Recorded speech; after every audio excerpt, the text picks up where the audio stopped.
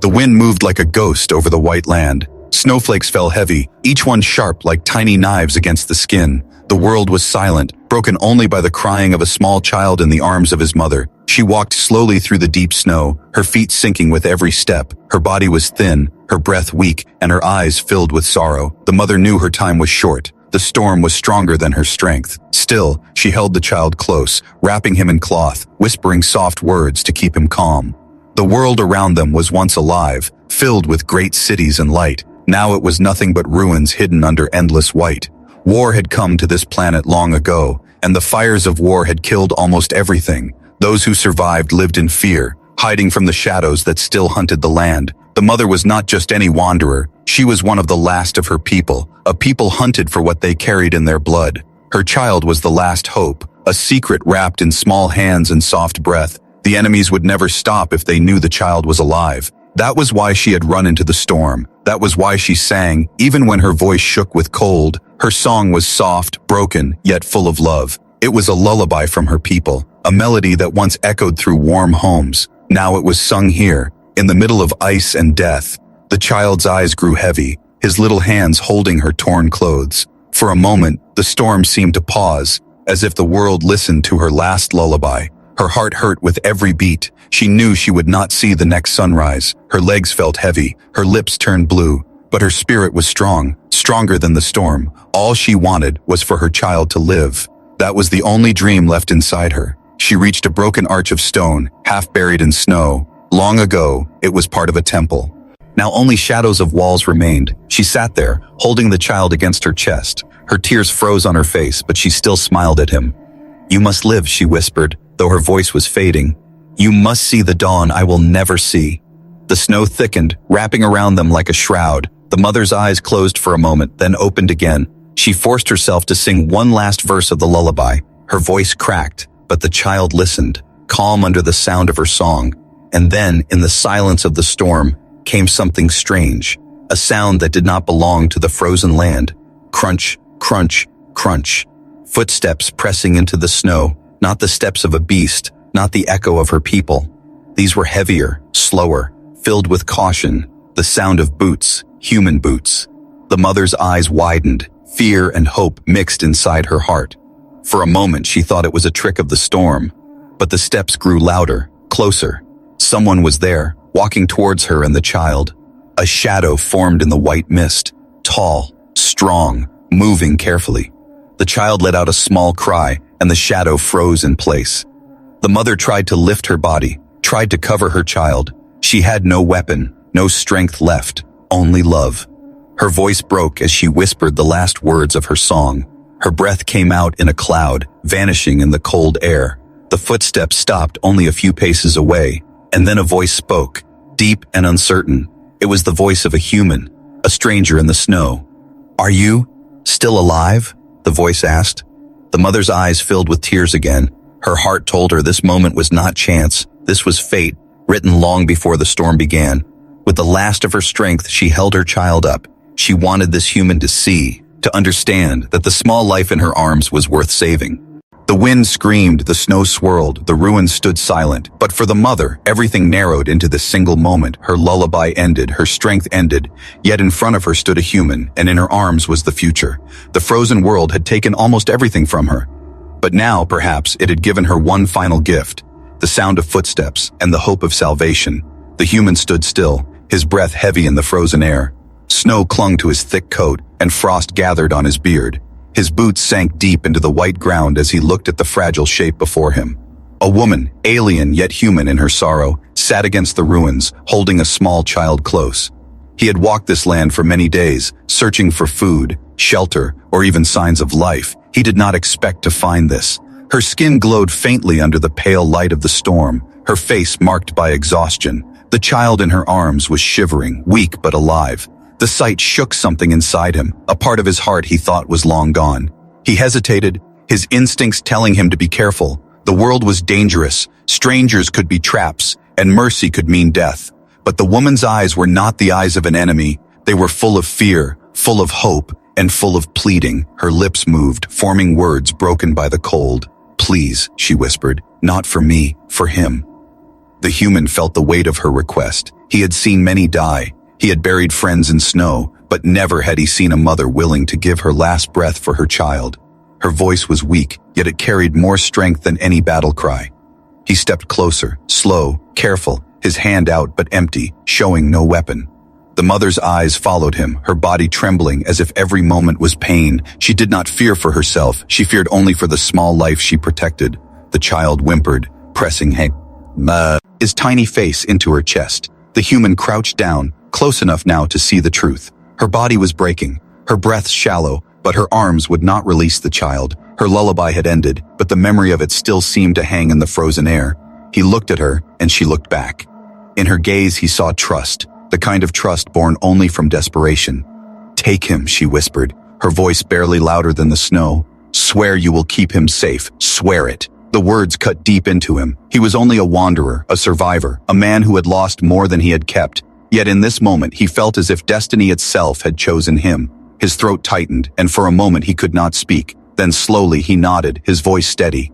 "I swear." The mother's eyes softened, tears shining as they froze on her cheeks. She leaned forward just enough to place the child in his arms. The human held the boy carefully, surprised at how light and fragile he was. The child's warmth pressed against his chest, a reminder that life still fought against death. The mother touched the boy's forehead with shaking fingers. Her lips formed one final blessing in her own language, words he could not understand. But he knew, by the way she smiled faintly, that it was a mother's farewell. Her body slumped, her eyes half closing, but her hand brushed his arm one last time. The human felt the weight of her touch, a silent message. Protect him, keep him safe, let him live. Then, with the last of her strength, she let out a single breath. The snow covered her gently, like the world itself was laying her to rest. The human stayed still, holding the child, watching the woman's body grow quiet. He wanted to close her eyes, but somehow he felt she was already at peace. The child let out a soft cry, small and innocent, breaking the silence. The human looked down at him, and the child looked back with wide eyes. There was no hate in those eyes, no fear, only trust. The same trust the mother had given him, now passed to her son. For a long moment, the man simply stood in the snow. He thought of walking away, of leaving the burden behind, but each time the thought came, he looked at the boy, and he remembered the voice of the mother, whispering, "Swear it." He could not turn back now. He had given his word, and in this dead world, a promise was the only thing stronger than the storm. The wind howled louder, shaking the broken stones around them. The man pulled the child close, wrapping his own coat tighter to shield him. He glanced once more at the mother, already vanishing under the snow. Then he whispered, more to himself than to anyone else, "I will not fail you." With heavy steps, he turned away from the ruins. Each footprint he left behind was swallowed quickly by the storm, but the sound of the child's breathing against his chest gave him strength. The path ahead was dangerous, the world full of enemies, yet for the first time in years, he felt his journey had purpose. He was not just surviving anymore, he was protecting. The stranger in the snow had become something more. He had become a guardian. And though the storm raged on, he carried in his arms the one thing stronger than fear. Hope, small and fragile but alive. The snowstorm grew stronger, but the man did not stop walking. The child was wrapped inside his coat, pressed against his chest, safe from the wind. Each step was heavy, each breath sharp. But the man's grip did not loosen. Behind him, the ruins and the body of the mother were already hidden by white silence. He did not know her name. He did not know her story, but her voice still echoed in his mind. "Swear you will keep him safe," she had said, and he had sworn, with all the weight of his soul. The promise was now carved into him like stone. It was no longer just her child. It was his burden, his duty, his reason to keep moving. The child stirred, small fingers clutched. Ching at the fabric of the man's coat, the man looked down and saw the boy's wide eyes blinking through the cold. There was no language between them, no words they both understood. Yet there was something stronger, a connection made in the storm. The boy was silent, but his gaze seemed to ask a question. "Will you really keep me safe? Will you be there when the storm ends?" The man whispered softly, his voice rough and tired. "Yes, I will protect you." His words were swallowed by the wind, but the boy seemed calmer. It was the first time the man had spoken to someone in months, maybe years. The world had taken everything from him, but now the world had given him this, a small life that could not defend itself, yet carried hope greater than his own.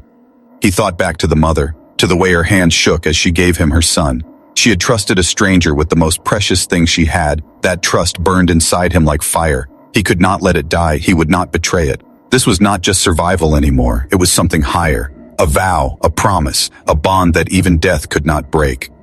The snow grew deeper as he climbed a hill. At the top he stopped, looking down at the empty valley below. The land was broken, filled with ruins of a once great city. Black towers stood like skeletons, walls half buried under ice. It was a graveyard of a world, but somewhere in it lay shelter. He adjusted the child in his arms and whispered, "Hold on, little one. I will find us a place." The boy made a small sound, almost like an answer. It surprised the man, and he almost smiled. He had not smiled in years, but now the corner of his lips moved just a little.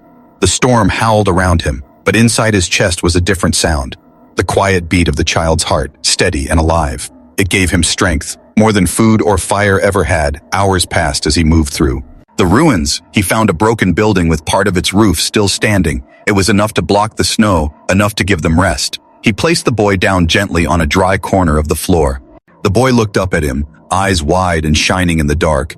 The man built a small fire with scraps of wood and broken beams. The flame lit the space, casting long shadows on the cracked walls. The boy reached out toward the flame, not in fear, but in wonder. The man watched him closely, amazed by the innocence still alive in him. The world outside was cruel, but this child still looked at fire as if it was magic. The man felt his chest tighten again. He remembered when he himself had once looked at fire the same way. Before war, before loss, before the cold had stolen everything. When the boy grew tired, the man wrapped him again in his coat. He hummed softly, not a song he knew, but a sound to keep the child calm. It reminded him of the alien mother's lullaby. He could not repeat her words, but he could carry her melody. In that moment, he felt as if she was still with them, her voice echoing through him, guiding his promise. As the fire burned low, the man whispered again, "I swear to you, little one, no matter what comes, I will protect you." His hand rested on the boy's small back, steady and firm. The words were not just for the child, they were for himself. A reminder that no storm, no enemy, no hunger would break him. Not while this child still breathed. The night passed slowly, filled with the sound of the storm outside, but inside the ruins, the promise held strong. The man did not sleep, his eyes always watching. Every shadow, every crack of the wind made him ready to fight. He had lost everything before, but he would not lose this child. Not now, not ever. When dawn finally came, the sky was still gray, but the storm had calmed. The man stood, lifting the boy into his arms once more. The child pressed his face into the man's chest, trusting him completely. The promise had already changed him, given him strength he thought was gone, and as he stepped out into the pale light of morning, he knew this was only the beginning. The world would test his vow, but he would not break, not until his last breath. The morning light was pale and weak. The snow still stretched endless in every direction, covering the ruins of a world that once lived. The man stood at the broken doorway, the child held tight in his arms. His eyes scanned the horizon, searching for a path, searching for a future. The storm had passed, but the air was still sharp and cruel.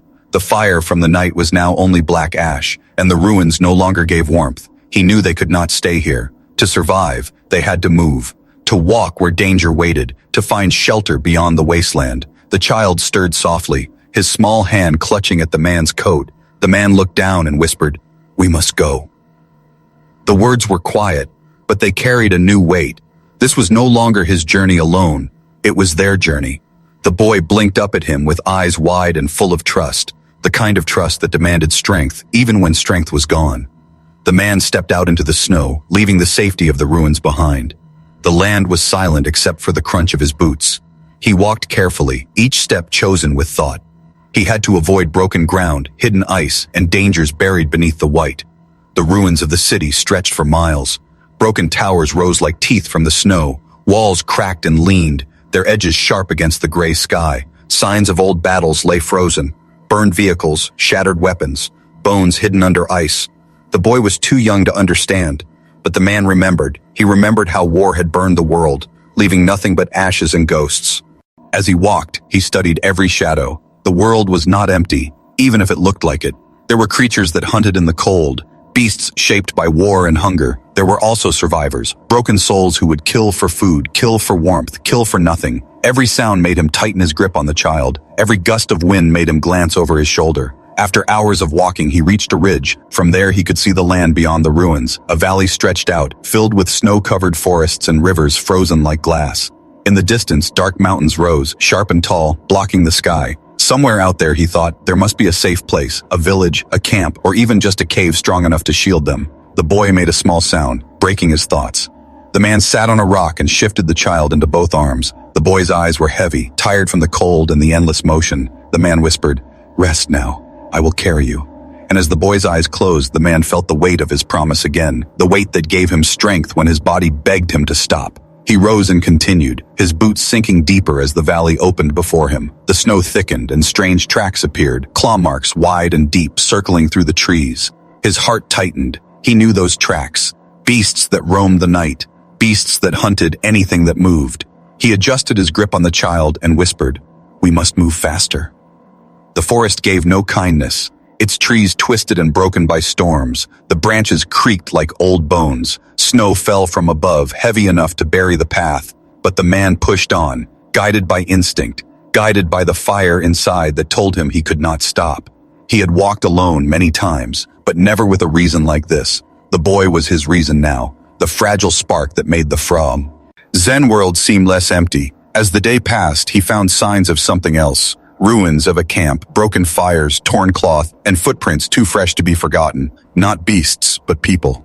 He knelt beside the tracks, studying them. The footprints were deep and wide, at least 3 or 4 travelers moving together. His jaw tightened because he knew what that meant. Survivors, but not always friends. In this world, strangers were as dangerous as storms. He rose quickly and left the place behind, moving in another direction. The sun sank lower, turning the snow a dull gray. The child stirred again, eyes half opening. The man whispered gently, "We are still walking, little one. We will find a place." The boy's small hand reached up, touching the edge of the man's face. The touch was light, but it was enough to remind him why he kept moving. He felt a sting in his chest, a memory of warmth long gone, and he whispered again, "I will not fail you." Finally, as darkness grew, he found shelter, a cave hidden under a cliff, its entrance half covered by ice. He cleared the way with his hands and stepped inside. The walls were rough, but the space was dry, safe from the wind. He set the boy down and started another fire with the last of his matches. The flame was small, but it was light, and it was hope. The boy's eyes lit up as the shadows danced on the walls. For a moment, the cave felt like a home. For a moment, the man felt like he had kept his promise. But as the fire crackled, he knew the journey was only beginning. The tracks he had seen, the beasts that hunted, the ruins that whispered of war, they were all signs of trials yet to come. He looked at the boy sleeping peacefully in the glow of the fire, and he whispered to the silence, "The journey begins now." The cave gave them shelter through the night. The fire burned low, casting soft light on stone walls. The child slept soundly, wrapped in cloth and the man's coat. But the man did not sleep. His eyes remained open, listening to every sound. The storm outside had faded, but the silence was uneasy. It was the kind of silence that carried warning. The man's instincts, sharpened by years of survival, told him something was near. He stood at the mouth of the cave, looking out over the frozen valley. The moonlight touched the snow, making it shine like glass, and in that light, he saw movement. Far below, on the edge of the forest, shadows walked, not beasts, but figures, tall and armored, their forms glowing faintly in the dark. The man's chest grew heavy. He knew who they were. Hunters, warlords, remnants of the force that had burned this world. And if they were here, they were searching for the child he carried. He stepped back into the cave, his breath fast. His eyes went to the boy, still sleeping, unaware of the danger outside. The man whispered to himself, "They are here." The promise he had made now felt heavier than ever. This was not just survival. This was a war he had not chosen. He moved quickly, covering the fire with stones to hide its glow. The cave fell into shadow. Only the faint light of the moon slipped through the entrance. The child stirred at the sudden cold, but the man held him close, whispering softly, "Quiet now, little one. We must be silent." The footsteps outside grew louder, closer. The hunters moved with purpose, their armor clicking, their voices low and harsh. The man could not understand their words, but he understood their intent. They were searching every shadow, every ruin. They would not stop until they found what they were looking for, and he knew what that was, the boy. The man's grip tightened, his heart beating hard. It against his chest. He thought of running, but the snow outside would betray them. He thought of fighting, but alone against so many, it would be death. So he waited, holding the boy close, praying the shadows would pass. Then, a sound broke the night. One of the hunters stopped near the cave, their glowing eyes turned toward the darkness inside. The man froze, not even breathing. The hunter stepped closer, the crunch of their boots echoing like thunder in the silence. The boy shifted in his arms, letting out a soft whimper. The sound was small, but enough. The hunter stopped, listening, then raised a weapon, pointing it toward the cave. The man knew he had no choice. His promise burned inside him, louder than fear. He shifted the boy to one arm, and with the other he pulled a knife from his belt. It was a small blade, but it was all he had. If death was coming, he would meet it standing, not kneeling. The hunter stepped into the cave, its tall shadow filling the space. Its armor gleamed with strange light, its face hidden by a mask. The man stood ready, blade in hand, his eyes fierce. For a moment, the world held its breath. Then the hunter spoke in a voice like metal. "The child, give him to us." The man's jaw tightened, his heart pounding. He whispered to the boy, "Do not fear." Then he looked at the hunter and shook his head. "No," he said simply, but his voice carried iron. The hunter tilted its head, as if surprised. Then it moved forward, fast, weapon raised. The man leapt, his knife striking, the cave filled with the clash of steel and the roar of struggle. The child cried, the sound sharp in the darkness. The hunter staggered back, the blade leaving a mark on its armor. The man stood firm, ready for the next attack. Outside, more hunters turned at the noise. Their voices rose, their footsteps thundered. The enemy was awake, fully awake. The man's heart sank. He knew they would come in numbers. He could not fight them all, not here, not now. He grabbed the boy, wrapping him tight in his arms, and he ran deeper into the cave, searching for another exit. The walls closed around them, the path dark and narrow. Behind him, the hunters shouted, their light spilling into the cave like fire. The boy's cries echoed, but the man whispered fiercely, "Hold on, little one. I will not let them take you." The tunnel twisted and broke into a crack in the stone. He squeezed through, snow and ice cutting at his skin. On the other side, the night opened again. The cold bit hard, but the stars above gave faint light. He staggered into the open, clutching the boy. Behind him, the hunters poured out, their glow spreading across the snow. The chase had begun. The man's legs burned, his lungs ached. But he ran, faster than he had ever run. The boy pressed against his chest, the promise burning in his heart. The hunters howled, their weapons flashing in the night. And in that moment, the man understood the truth. The child was not just important to the mother, not just important to him. The child was something greater, something the enemy feared, something they would never stop chasing. The enemy was awake, and the frozen world was no longer silent. It was alive with the sound of pursuit. The man ran into the dark, the boy safe in his arms, and behind them, the hunters followed. The battle for the child's future had begun. The night blazed with pursuit. The hunters followed like shadows of iron, their glowing eyes fixed on the man and the child. The snow swallowed his footsteps, but their senses were sharp, their hunger sharper. The man's legs burned, his breath came ragged, yet he did not stop. Every heartbeat reminded him of his promise. Every cry from the boy reminded him of the weight in his arms. He had sworn to protect, and no storm, no warlord, no death would break that vow. But the enemy was close, too close. There were. Eepens cracked the night with sparks of strange fire. Bolts of light tore through the snow, burning paths in white silence. The man ducked behind a broken wall of stone. He pressed the boy against his chest, whispering, "Stay quiet. Stay with me." The child's wide eyes shimmered with fear, but he did not cry. He trusted, and that trust gave the man the strength to rise again. The hunters spread out, their voices sharp in an alien tongue. They moved with perfect order, a pack trained for war.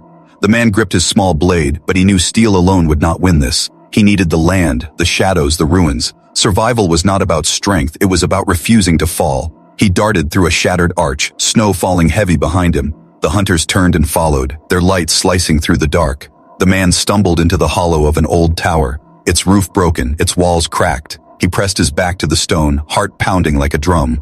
The boy stirred, and for a moment the man feared his cry would betray them. But instead, the child pressed his small hand against the man's chest. The touch was steady, warm, as if giving him courage. The hunters entered the ruins, weapons raised, their armor glowed against the ancient stone. The man crouched low, waiting, his breath hidden by the howl of the wind. He studied their movements, the way they scanned, the way they turned, and then he struck, not with strength but with surprise. He leapt from the shadows, blade flashing. One hunter fell with a cry of metal as his weapon was torn away. The man kicked another into the wall, stone cracking under the impact. But more came, too many, their power like a tide. He fought with all he had, every strike fueled by the promise. The boy's cry rose now, loud, echoing through the ruins. The sound filled the man's chest with fire. He would not fall, not while that cry still called for him. Yet the hunters pressed harder, their weapons slashing the air with deadly light. One beam struck the stone near his head, another grazed his arm, burning the flesh. Pain exploded, but he did not let go of the boy. His knife broke against an armored chest, leaving him empty-handed. The hunters raised their blades for the final strike, and in that moment, something changed. The child's eyes glowed faintly, a light soft but powerful. The hunters froze, their steps faltering, their voices sharp with fear. The boy reached out his small hand, and the air trembled. Snow lifted, stones shook. The ruins themselves seemed to breathe. The man stared in shock, but his heart understood. This was why they hunted. This was why the mother had begged. The boy was more than a child. He was power. He was hope. He was the future. The hunters lunged, desperate now. The man turned, shielding the boy with his body, ready to take the strike. But the boy's light burst outward. A wave of force slammed into the hunters, throwing them back like leaves in a storm. Their weapons scattered, their armor cracked. The ruins glowed with the echo of his power, and then silence, deep and final. The man looked down at the child, whose eyes dimmed back to normal. The boy blinked, weary, then rested against his chest. He had no words, no understanding of what he had done. But the man knew. The boy carried something greater than either of them, something the enemy feared, something the world needed. He stood slowly, his body broken but alive. Around him lay the fallen hunters, some still moving weakly, others silent forever. He tightened his grip on the boy, whispering, "You are not alone, not while I breathe." The promise had been tested and it had held. He had not broken, and neither had the child, but he knew this was not the end. The enemy would not stop. The warlords would send more. The boy's paw had awakened, and the world would feel it. Hope had risen, but hope always drew darkness. The man stepped out of the ruins, snow falling once more.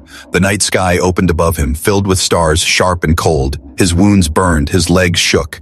But he walked on. The boy slept now, safe in his arms. The promise was still alive, stronger than ever. The final stand was not truly the end. It was only the beginning. For now he knew what he was fighting for. Not just survival, not just a vow, but a future that had already begun to shine. The night slowly gave way to morning. The first rays of light broke over the frozen horizon, touching the land with faint gold. Snow sparkled like glass, as if the world itself wanted to forget the darkness of the night before. The man walked through the silence, his steps heavy, but his arms steady as he carried the child. Behind him, the ruins were broken and scarred from the battle. The hunters lay scattered, their glowing armor now dim, their voices forever silent.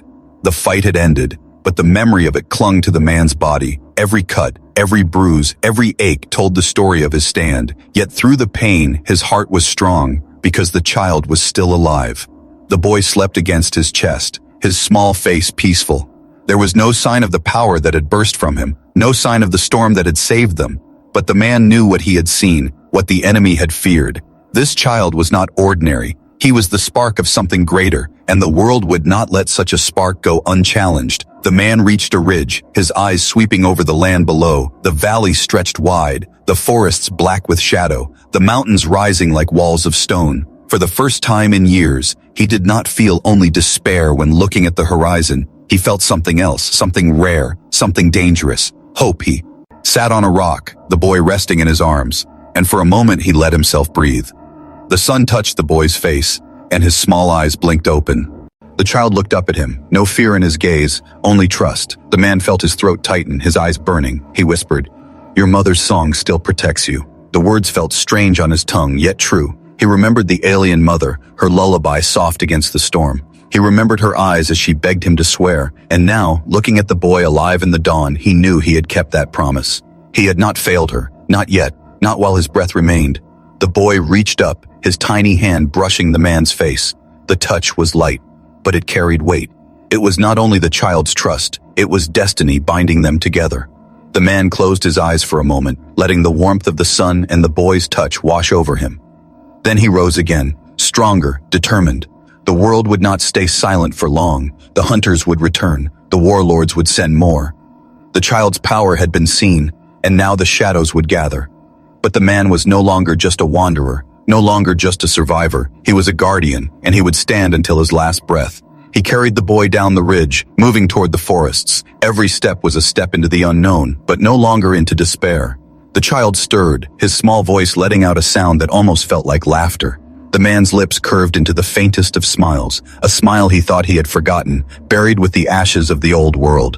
But the boy had brought it back, just as he had brought back hope.